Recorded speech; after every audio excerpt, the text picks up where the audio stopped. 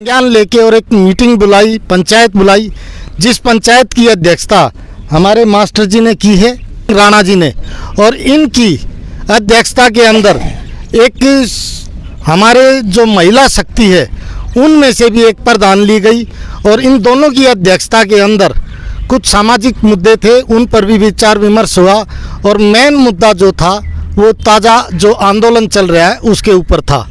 अब उस आंदोलन के लिए हम दिल्ली और हरियाणा और उत्तर प्रदेश, जिसमें कि पश्चिमी उत्तर प्रदेश से हमारे साथी आए हुए हैं सुनील फौजी जी, उन्होंने मिलकर एक सामूहिक निर्णय लिया है कि मोदी जी, हम आपको याद दिलाना चाहते हैं कि 2014 के इलेक्शनों से पहले आपने जो वायदा किया था किसानों के साथ कि स्वामीनाथन की रिपोर्ट जो है आप C2+50 वाले फार्मूले से किसानों को MSP देंगे, एक तो वो मुद्दा याद करिए। दोबारा आपने फिर जब हमारा किसान आंदोलन आपने स्थगित करवाया तो उस समय भी आपने एक वायदा किया था कि मैं इस MSP को प्रभावकारी बनाने के लिए जल्द से जल्द कमेटी बना के इसको लागू करवाऊंगा, लेकिन दोनों ही वायदे आपने बार बार तोड़ दिए हैं। हम आपको याद दिलाना चाहेंगे कि आप रैलियों में कहते हो कि मोदी की गारंटी, तो साहब हमें मोदी की गारंटी पर अब विश्वास नहीं आया है। हम भारत सरकार से ये मांग करते हैं और राष्ट्रपति जी से ये मांग करते हैं कि राष्ट्रपति जी, आपका देश का प्रधानमंत्री, जो आपकी सरकार का प्रधानमंत्री है, वो बार बार किसानों से झूठ बोल रहा है, कृपया करके उसको लाइन पे लाएं और किसानों को उनका वाजिब हक जो MSP का है वो दिलवाया जाए। दूसरी चीज़, इस सरकार ने, हरियाणा सरकार ने बैरिकेड लगा दिए हैं केंद्र सरकार के कहने से कि पंजाब का किसान दिल्ली में नहीं आ सकता, और इधर दिल्ली की सरकार ने बैरिकेड लगा दिए हैं केंद्र सरकार ने कि हरियाणा का किसान दिल्ली में नहीं आ सकता। लेकिन मैं इन सरकारों को याद दिलाना चाहूँगा कि ये दिल्ली जो है, दिल्ली के किसानों की ज़मीन पे बसी हुई है। अगर हमारा संयुक्त किसान मोर्चा जिस दिन आदेश कर देगा या ये जिस दिन हमारे संगठन सामूहिक फैसला ले लेंगे तो हमें 1 मिनट नहीं लगेगी, क्योंकि हम दिल्ली के बॉर्डरों से नहीं जाएंगे। दिल्ली की संसद के चारों तरफ जो गांव बसे हुए हैं वो भी हमारे दिल्ली देहात के गांव हैं, तो हम वहीं से आह्वान कर देंगे कि आप लोग गांव के जो स्थायी निवासी हैं, मूल निवासी हैं दिल्ली के, आप लोग निकलिए और संसद पहुंचिए, तो सरकार और ये पुलिस प्रशासन उनको किस प्रकार से रोकेगा। तो हम इस केंद्र सरकार से ये कहना चाहेंगे कि किसानों से जल्द बात करे और उनके ऊपर कोई अत्याचार ना करे। जो आंसू गैस के गोले और जो ये बुलेट वो चला रहे हैं, अगर उनको वो चलाने हैं तो जाके वो लद्दाख के अंदर जहाँ चीन घुसा हुआ है वहाँ पे चलाएं। हमारे भारत के किसानों के ऊपर अगर इस तरह की कोई कार्रवाई कर दी गई आगे से, तो हम इस भारत सरकार को चेतावनी देना चाहते हैं कि हम किसी की कॉल का इंतज़ार नहीं करेंगे। हम दिल्ली के किसान, हरियाणा और पश्चिमी उत्तर प्रदेश में हमारी रिश्तेदारियां हैं, 2 दिन पहले बेरा दे देंगे, अब साथियों आ जाओ और हमारे घरों में डटो। हम उनको अपने घरों में रोकेंगे और हम दिल्ली के अंदर से निकल के जाएंगे। तो ये दिल्ली सरकार और ये जो प्राइवेट नौकर बने हुए हैं, जो ये IAS IPS अफसर बने हुए हैं, इन्होंने अगर संविधान की कसम खाई थी तो संविधान को लागू करवाओ, ना कि इन किसानों के ऊपर आंसू गैस के गोले छुटवाओ तुम। ये बिल्कुल गलत बात है। तो साथियों, दिल्ली की पंचायत का फैसला ये हुआ है, जो सामूहिक तौर के अंदर निर्णय आया है, उसके अंदर हम किसी कॉल का इंतज़ार नहीं करेंगे। अगर किसी भी किसान के ऊपर लाठीचार्ज या आंसू गैस का गोला छोड़ा गया तो हम दिल्ली के किसान अपने साथियों को, अपने रिश्तेदारों को जो हरियाणा और उत्तर प्रदेश के अंदर रहते हैं, उनको दिल्ली में बुलाएंगे और दिल्ली कूच का आंदोलन हम लोग कर देंगे। अब MSP पे प्रधानमंत्री से कानून लागू करवाओगे या बातचीतों के दौरों के खिलाफ है ये कमेटी जो है? देखिए, ये बातचीत का जो दौर चला जा रहा है, ये टाइम किल की प्रक्रिया है। ये एक तरीके से इसको नज़दीक ले जाया जा रहा है कि ताकि आचार संहिता लागू हो जाए और फिर प्रधानमंत्री ये कह दे कि अब तो मैं कुछ ही नहीं कर सकता। नहीं तो ये सिर्फ क्लैरिकल काम है, आप घोषणा कर दो। देवीलाल जी कहते थे कि भाई कानून बनाना है, पेंशन देने वाले कानून की बात थी कि पेंशन देनी है, बोले ला भाई कोरा कागज़ों पे साइन कर दूँ, आप सर देते रहेंगे। तो ये चीज़ जो है सारी ड्राफ्टिंग हो चुकी है, सब कुछ। अरे उस कमेटी के तो चेयरमैन मुख्यमंत्री रहते हुए नरेंद्र मोदी था, तो आज उसको वो बातें याद नहीं है क्या? सिर्फ एक दस्तखत करो और लागू करो।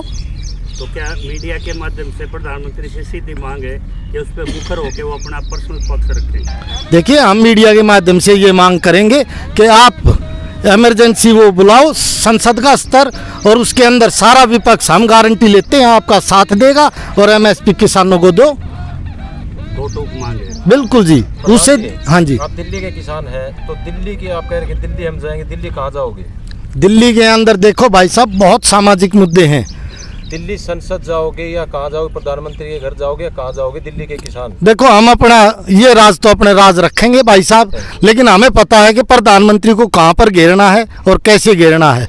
और साथ ही साथ मैं ये चीज़ कहना चाहूँगा आपको कि हमारे जो बच्चे हैं, पिछले किसान आंदोलन से प्रधानमंत्री ने एक सबक ले लिया कि इन किसानों को तोड़ने के दो ही तरीके हैं, इनकी ज़मीनें छीन लो और इनके बेटों को और इनके बच्चों को बेरोज़गार कर दो।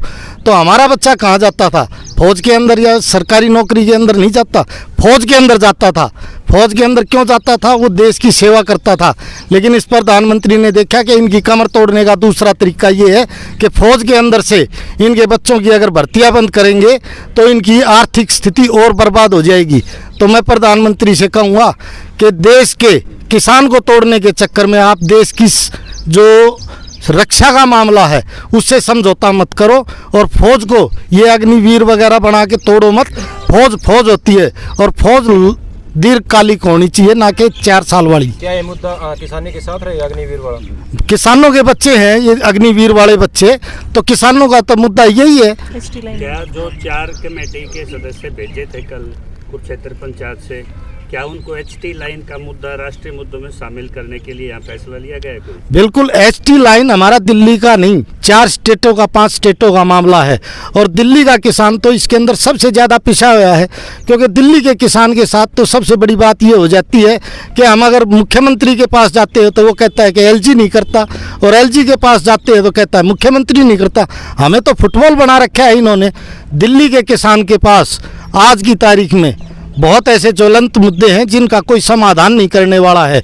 और HT लाइन के अंदर तो दिल्ली की ज़मीन को फ्री के भाव छीना जा रहा है, ना उसको कोई मुआवजा दिया गया है, ना ही कोई उजाड़ा दिया गया है। और दिल्ली के किसान के घर पे ज़बरदस्ती खेत के अंदर पुलिस ले आके उसको बंधक बना के ज़बरदस्ती, पिछले महीने आपने देखा होगा, ज़बरदस्ती खंभे गाड़ने की कोशिश की गई थी। 7-8 दिन आंदोलन चलते हो गए, अभी तक SKM की तरफ से किसी भी पृष्ठभूमि में ये मुद्दा रखा नहीं गया है। तो यहाँ से क्या ये ओम प्रकाश धनखड़ के माध्यम से SKM को मैसेज भेजा जाएगा? देखिए, स्थानीय मुद्दे भी शामिल। देखिए, जो हमारा पुराना SKM है उसके अंदर ये मुद्दा पिछली बार आपके यहाँ से नंबरदार जी ने जुड़वा दिया था, और हम लोगों ने भी पिछले मीटिंग के अंदर इस मुद्दे को HT लाइन वाले को जुड़वा दिया था।